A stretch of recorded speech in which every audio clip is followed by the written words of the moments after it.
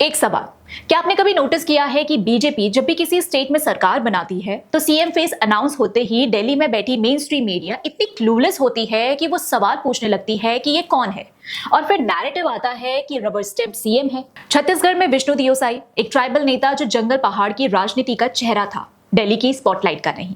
राजस्थान में भजन लाल शर्मा पहली बार एमएलए बने थे, मंत्री कभी नहीं रहे, सीएम बन गए। उड़ीसा में मोहन चरण मजही, जिनके पिताजी स्कूल के पियोन थे, उन्हें सीएम की कुर्सी मिली। गुजरात में भूपेंद्र भाई पटेल, एक डिप्लोमा इंजीनियर जो टाइल्स का काम करते थे, म्युनिसिपैलिटी से शुरुआत किया। फर्स्ट टाइम एमएलए थे जब वो सीएम बने थे। हरियाणा में नयाब सिंह सैनी, खेतों में काम करने वाले किसान के बेटे, पहले कंप्यूटर ऑपरेटर थे, आज 2 बार सीएम बन चुके हैं। ये कोई इत्तेफाक नहीं है, ये एक सोच है, एक नीति है, और इस नीति का नाम है पावर शेयरिंग। राजनीति में एक अनरिटन रूल सा होता है कि पावर वही रखता है जिसके पास पहले से पावर है। बड़े घर, बड़ा नेटवर्क, बड़ा पैसा, बड़ा नाम।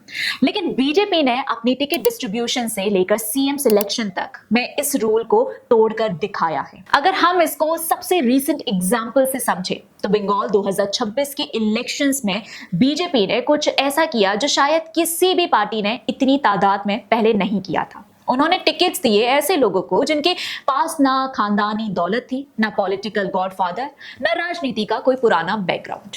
इसमें पहले नाम है रत्ना देवनाथ। ये नाम आप जानते हैं। इनकी बेटी वो ट्रेनी डॉक्टर थी जो अगस्त 2024 में आरजीकर मेडिकल कॉलेज में रेप और मर्डर की शिकार हुई। पूरा देश सड़क पर उतरा था, और जब देश भर में लोग मोमबत्तियां जलाकर न्याय मांग रहे थे, तब बीजेपी ने इस मां को एक प्लेटफॉर्म दिया, पनिहाती सीट से टिकट दिया। ये सिर्फ एक टिकट नहीं था, ये एक संदेश था कि आपके दर्द को हम सिर्फ भाषण में नहीं समेटते, हम आपको आवाज भी देते हैं। दूसरा नाम है रेखा पात्रा, संदेश खाली। ये जगह 2024 में पूरे देश ने जानी जब वहां की महिलाओं ने शाहजहां शेख के जुल्म के खिलाफ आवाज उठाई। रेखा पात्रा उन्हीं महिलाओं में से एक थी। क्लास 5 तक पढ़ी, हस्बैंड माइग्रेंट लेबरर, 3 बेटियां, घर एक ही कमाई से चलता था। बीजेपी ने पहले उन्हें बसीरहट से लोकसभा 2024 में उतारा, फिर 2026 में हिंगलगंज असेंबली सीट से। ये वो महिला है जिसके पास ना पैसा था, ना नेता बाप, ना कोई सिफारिश, सिर्फ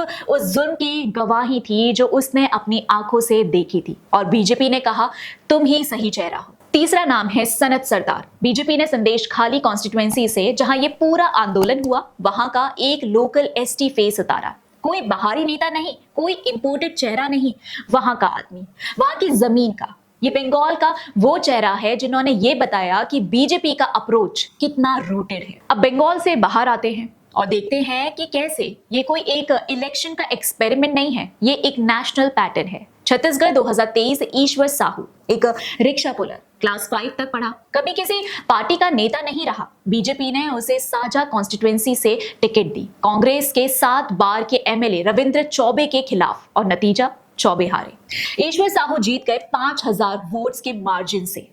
सोचो, एक रिक्शा पुलर ने 7 बार के वेतरन एमएलए को हराया। ये सिर्फ जीत नहीं है, ये एक रेवोल्यूशन था। Gujarat 2026 local body election, Geetaben Patanwadiya, एक विधवा, 32 साल से कॉलेज रोड पर चाय की टपरी चला रही हैं। पति गुजर गए, बेटे के साथ टपरी संभालती हैं। बीजेपी ने वार्ड नंबर 7 से उन्हें टिकट दिया। जब लोग उनसे मिलने आते हैं तो वो अपनी चाय की गजरी पर खड़ी होकर कैंपेन करती हैं। उनका जवाब था, देश के पीएम भी कभी चाय बेचते थे, मैं भी सर्व करूंगी अपने वार्ड को। इसी में अगर हम कॉन्ट्रास्ट में देखें अपोजिशन का, तो पता चलता है कि कैसे हर कोई पावर शेयर करने से कंफर्टेबल नहीं है। अभी हाल ही में वुमेन्स कोटा बिल जब लोकसभा में फेल हुआ, तब हमने देखा था कैसे जिनको सत्ता रियासत में मिली हो, वो महिलाएं खुशियां मना रही थी। प्रियंका गांधी से लेकर सुप्रिया सुले से लेकर डिंपल यादव, जो पॉलिटिकल फैमिली से आती हैं, कह रही हैं कि ये डेमोक्रेसी की जीत है, लेकिन असलियत में वो दिखा रही हैं कि कैसे वो पावर शेयर नहीं करना चाहती। मतलब जो आपको पॉलिटिक्स और पावर फैमिली लेगेसी में मिला हो, तो आप अपने ही साथ आम महिलाओं को शोल्डर टू शोल्डर खड़े नहीं देख सकते। कल कोई और चाय वाला आपके बाजू में बैठ जाएगा तो गांधी परिवार की सो कॉल्ड वैल्यू कम ना हो जाएगी। खैर, राजनीति में पावर का एक ही काम होता है, या तो तुम उसे शेयर करते हो या तुम उसे अपने खानदान के लिए वॉल्ट में बंद कर देते हो।